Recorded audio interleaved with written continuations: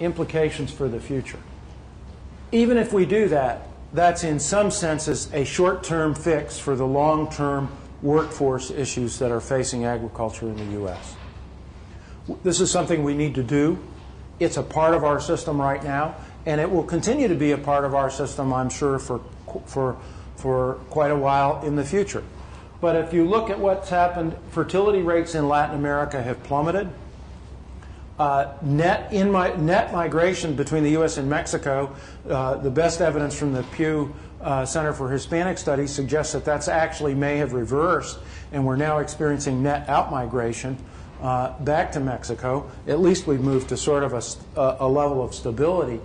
And so this continuing inflow of illegal workers that are captive to a system of contractors and others that allows them to be paid lower wages than many of them would get, let's put it that way anyway, under a more robust legal system, is coming to an end. And large scale fruit and vegetable and nursery operators understand that. The guys who are really the leaders and the class act on the top end of that business understand this. They try very hard to direct employ rather than use contractors. They try very hard to pay decent wages and to provide a ladder of opportunity for some of the workers who are able to remain in the country and hopefully be legal. So everybody's looking for this sort of pathway to legality. But it isn't going to solve the long-term problem, because we're not going to have that supply of workers coming from Mexico for the next 50 years that we did in the last 25 or 30.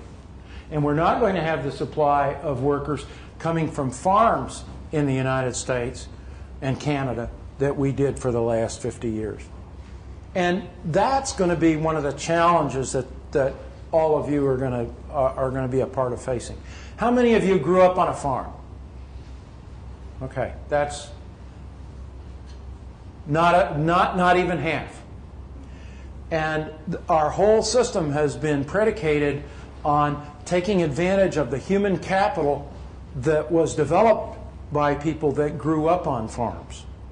The knowledge about biological relationships, the knowledge about agricultural production systems, knowledge of how do you do things, how do you repair things, how do you manage this kind of a business.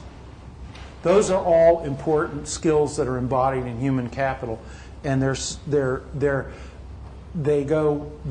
in addition to the kind of formal education that you get, whether it's in a land-grant university college of agriculture or whether it's here at Green Mountain or at a community college.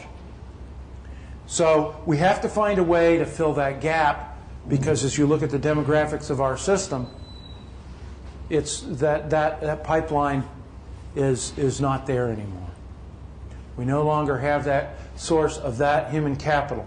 So we have to find ways to reconnect back into agriculture and to help people develop all of those, what some folks are calling soft skills, that are so important, not just on the farm, but on either side of the farm gate too. And an appreciation for what farming is and what it means. So I guess it's been a little ways to come around back to talking about where you're at. But that's where I see all of you, and one of the big challenges, and one of the challenges that when I talk with the faculty here at Green Mountain, that they're looking for the ways in which they can help to foster the building of that social capital, social and human capital. So we're not going to see we're not going to see millions of workers leaving the farm sector in the future. And we're going to be having a much more limited supply of human capital broadly available for the ag sector than we had through the 20th century. So we have to do a whole lot more to develop it and to make it as productive as possible.